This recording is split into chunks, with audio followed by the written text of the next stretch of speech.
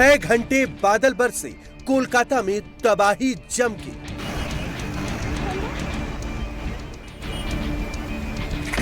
सड़क पर चली नाव, पानी पानी दुर्गा पंडाल।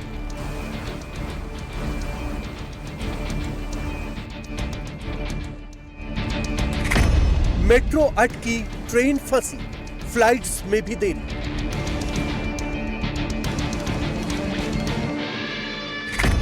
बंगाल की खाड़ी में बढ़ी हलचल, अगले 24 घंटे क्रिटिकल।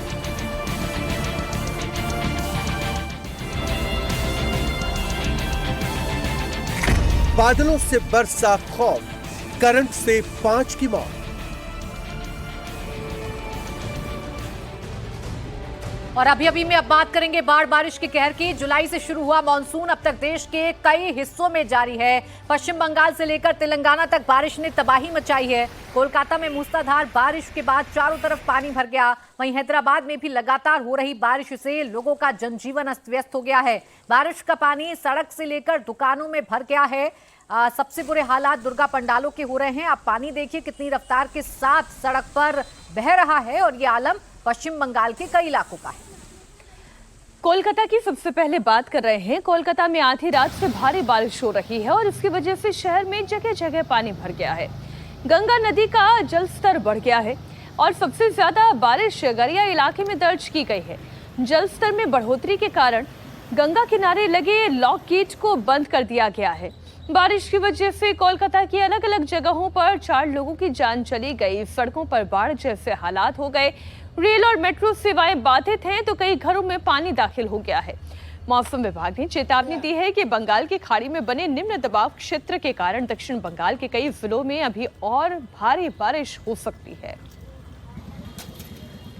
अब आपको सियालदह रेलवे स्टेशन की तस्वीर दिखा रहे हैं। रेलवे ट्रैक पर पानी भरने के कारण कई ट्रेनें देरी से चल रही हैं, जिससे यात्रियों को काफी परेशानी का सामना करना पड़ रहा है। रेलवे स्टेशन के अंदर और बाहर पानी भरा हुआ है। आप देखिए जिन पटरी पर ये रेलगाड़ियां दौड़ती थीं, वो पटरियां पानी में लबालब नजर आ रही हैं। आलम यह है कि इन ट्रेन की रफ्तार थम चुकी है। इस पानी पर ये ट्रेन बेबस सी खड़ी हुई नजर आ रही है। अब यहाँ से पानी निकालने का काम पाइप के जरिए किया जा रहा है ताकि जल्द से जल्द इस रूट को खोला जा सके। कोलकाता में लगातार हो रही बारिश से हालात बिगड़ते चले जा रहे हैं। कई हिस्सों में सड़कों पर 2 से 3 फीट तक पानी भर गया है। कई घरों और रेसिडेंशियल कॉम्प्लेक्स में भी पानी दाखिल हो गया। तेज बारिश के कारण जादवपुर यूनिवर्सिटी में भी पानी भर गया है। शहर की सड़कों पर भारी जल जमाव ने यातायात को पूरी तरह ठप कर दिया। ऑफिस जाने वालों को सार्वजनिक परिवहन की कमी और ट्रैफिक जाम के कारण भारी परेशानियों का सामना करना पड़ रहा है। कई स्कूलों ने भारी बारिश और जल जमाव के चलते छुट्टी घोषित कर दी है। ये तोपची एरिया है और ये जो जगह है ये काफी ज्यादा महत्वपूर्ण एक जगह है कोलकाता का, क्योंकि ये रास्ता सीधा साइंस सिटी से पार्क सर्कस को जोड़ती है। ये रास्ता कम नजर आ रहा है और जैसे कि देखा जा रहा है कि यहाँ पर पूरा रास्ता जल भराव हो गया है। कल रात के भारी बारिश के बाद से यहाँ पर ये जो रास्ता है, रास्ता से ज्यादा नाला दिखाई दे रहा है, क्योंकि पूरा रास्ता एकदम जल भरा हो गया है। ट्रैफिक काफी ज्यादा यहाँ पर हो गया है और यहाँ पर दिखाने की कोशिश करूंगा। लगभग हर एक गाड़ी का हालत ऐसा ही है। यहाँ पर जो लोग जा रहे हैं, क्या दादा क्या हालत देखे? बहुत खराब है सर। हमारे सहयोगी ओंकार सरकार कोलकाता से लाइव जुड़ गए हैं। 10 बजे जब मैं आपसे पूरा हाल ले रही थी कि क्या है कोलकाता की स्थिति, उस वक्त भी बारिश हो रही थी। अब 11:30 का वक्त हो चुका है, तब भी बारिश हो रही है। इतनी जल्दी राहत मिलती दिखाई नहीं दे रही है कोलकाता वासियों को। ओंकार, देखिए इतनी जल्दी राहत मिलने के कोई संकेत तो फिलहाल नहीं है, क्योंकि मौसम विभाग का जो कहना है कि ये बारिश आज दिन भर चलेगी, हल्के से भारी बारिश तक हो सकती है। और उससे पहले मीनाक्षी में दिखाने की कोशिश करूंगा कि कोलकाता के ट्रैफिक का क्या हालात है। यहाँ पर रास्ते में पूरा ट्रैफिक लगभग ठप हो चुका है। ये जो रास्ता है, ये रास्ता सीधा पार्क सर्कस को जोड़ता है, यानी कि बहुत ही महत्वपूर्ण एक रास्ता है। इस रास्ता में ट्रैफिक एकदम कंजेस्टेड हो गया है। स्कूल और कॉलेजों का टाइम है, ऑफिस का वक्त है, तो इसी वक्त में काफी ज्यादा ट्रैफिक यहाँ पर हो गया है जल भराव के कारण। और आगे भी पानी भरा हुआ है और पक्स सर्कस मोड़ पर भी पानी भरा हुआ है।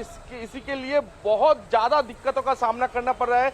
यहाँ पर पब्लिक बसेस भी है, मैं यहाँ पर पहुंच के बात करने की कोशिश करूंगा। दादा, कितना टाइम से बस पे बैठे हुए हो? 1 घंटा 1-1.5 घंटा। 1-1.5 घंटा? हाँ। कितना कहाँ पानी देखे आप लोग? बहुत पानी है। साइंस सिटी तोपसिया बहुत। कब से बैठे हुए बस पे? 2 घंटा हो गया। 2 घंटा। क्या हालत देख रहे हो ट्रैफिक? हल्दीराम में पानी है, साइंस सिटी पे।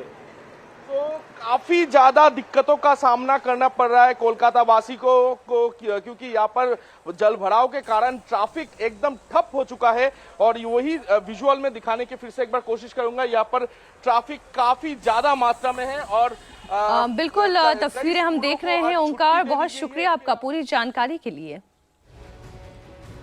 अब देखिए, कोलकाता का हाल तो आपने देखा, अब आपको हैदराबाद की तस्वीर भी दिखाते हैं जो बिल्कुल कोलकाता जैसी है। यहाँ भी बारिश ने ज्यादा तबाही मचाई है। तेज बारिश ने यहाँ पर शेखपेट, वनस्थलीपुरम और कृष्णा नगर में बाढ़ जैसे हालात कर दिए हैं। और इस तालाब में बाइक से लेकर ऑटो और कई गाड़ियां बहती दिख रही हैं। जलभराव की वजह से लोगों को काफी परेशानी का सामना करना पड़ा। लोग घंटों ट्रैफिक में फंसे रहे। आप देखिए पानी की रफ्तार, और इस पानी की रफ्तार में तिनके की तरह बहते हुए वाहन आपको नजर आ रहे होंगे। जो ऑटो है, बाइक है, स्कूटी है, वो इस पानी के तेज बहाव के आगे बेबस हैं और वो तिनके की तरह इसमें बहते हुए नजर आ रही हैं। ये हाल बेहाल हो गया है हैदराबाद का बारिश की वजह से, क्योंकि वो सड़कें जहां लोगों की चहल पहल नजर आती है, वो गलियां जहां लोगों की चहल पहल होती है, जहां पर जो वाहन हैं वो रफ्तार भरते हैं, अब वो पानी से लबालब नजर आ रही हैं।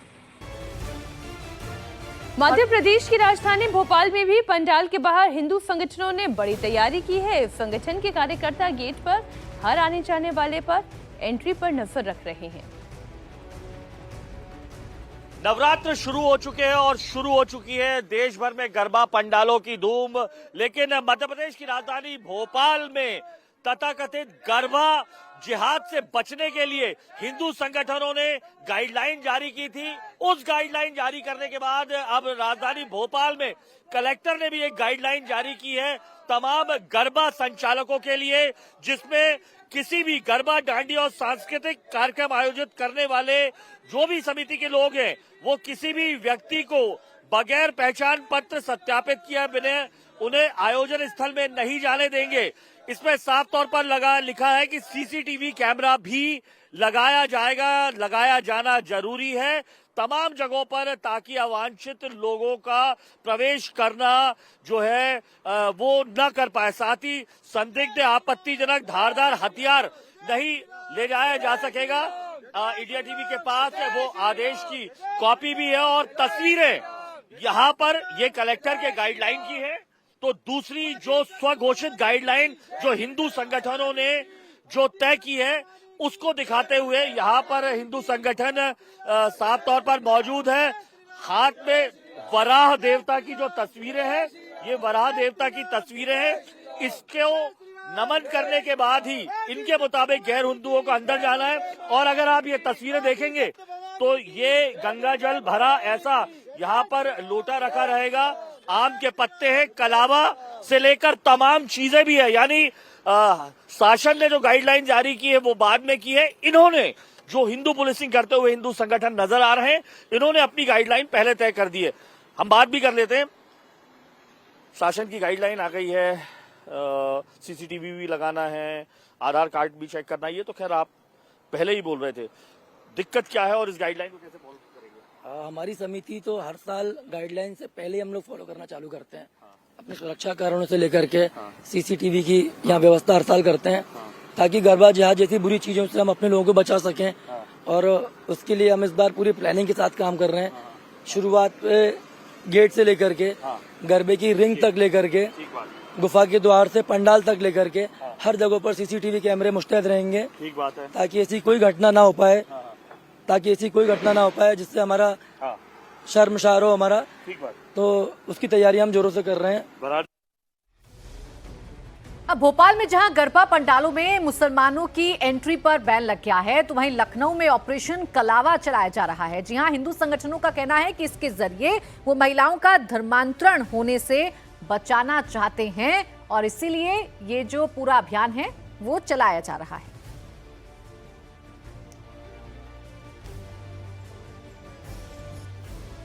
हम इस समय विश्व हिंदू रक्षा परिषद के लखनऊ दफ्तर में मौजूद हैं और आज नवरात्र के मौके पर यहाँ पर दुर्गा कलावा बाकायदा जो पूरी टास्क फोर्स है उसका यहाँ पे बाकायदा देखिए निर्माण हुआ है। महिलाएं जो यहाँ पर मौजूद हैं, जय श्री राम का उद्घोष हो रहा है, माँ दुर्गा को याद किया जा रहा है और जिस तरीके से धर्मांतरण को लेकर के विश्व हिंदू रक्षा परिषद ने जबरदस्त तरीके से पूरे प्रदेश में कार्रवाइयां करवाई हैं, उसको देखते हुए आज यहाँ पर टास्क फोर्स का बाकायदा गठन हुआ है और जिस तरीके से मंत्रोच्चार हो रहा है, जिस तरीके से बहनों के हाथों पे कलावा बांधा गया है, आज का दिन उत्तर प्रदेश के लिए बहुत ही ज्यादा महत्वपूर्ण हो जाता है क्योंकि बाकायदा धर्मांतरण काउंसलिंग सेंटर का भी उद्घाटन हुआ है।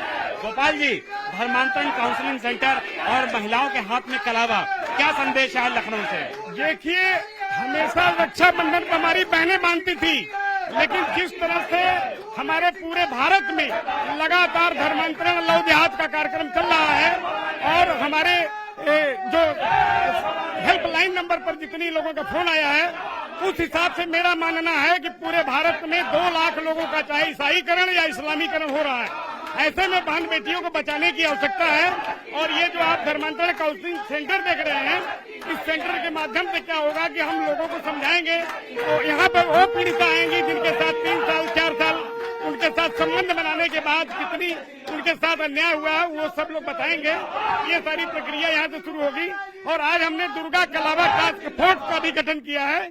जो दुर्गा कलावा टास्क फोर्स की हमारी बहनें हैं, ये निश्चित रूप से पूरे भारत में जितने हमारे संगठन हैं, जितने हिंदूवादी संगठन हैं, जितनी हमारी बहनें हैं, सबको ये लगातार अपने स्थिति से अवगत कराएंगी कि निश्चित रूप से बहनों, आपको सबसे बड़ी बात यह है कि लव जिहाद एवं धर्मांतरण से कैसे बचें, फेक आईडी से सावधान रहें, अज्ञात लोगों के साथ अपनी व्यक्तिगत जानकारी साझा न करें।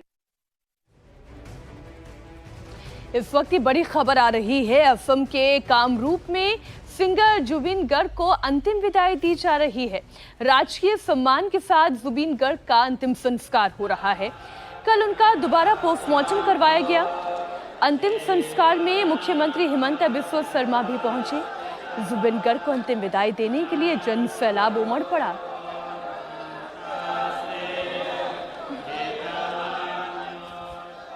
नॉर्थ ईस्ट से आने वाले बड़े कलाकारों में से एक कलाकार का नाम जुबिन गर्ग हमेशा लिया जाएगा।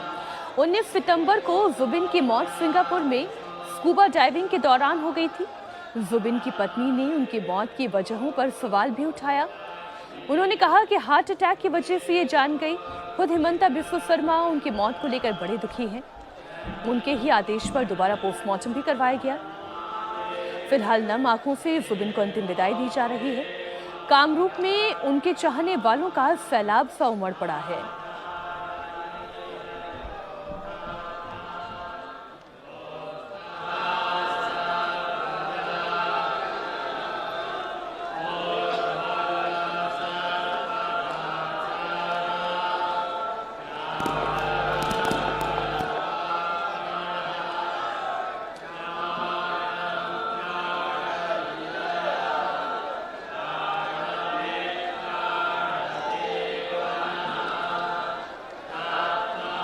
जुबिन गर्ग की मौत किसी सदमे से कम नहीं है उनके चाहने वालों के लिए।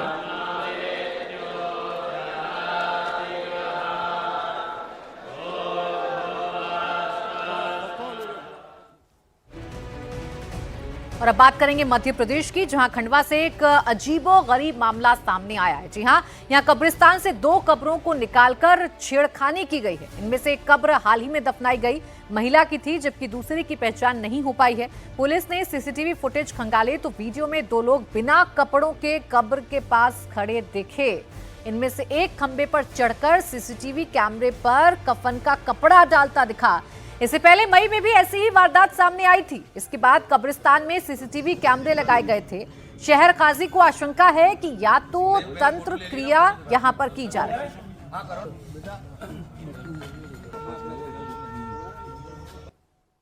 खंडवा के बड़ा कब्रिस्तान के अंदर कुछ कब्रों के साथ बेहुरमती की गई थी और वो अक्सर जो थी वो लेडीजों की कब्र थी जो 2 दिन कबल ही दफनाई गई थी।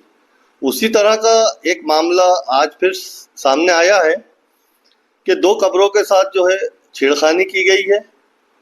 चूंकि पिछली बार की घटना के बाद हम लोग ने वहां पर सीसीटीवी कैमरे लगा लिए थे, जो कि इस बार की जो घटना है जो कल रात में हुई है तो वो सीसीटीवी कैमरे में वो कैद हो चुकी है।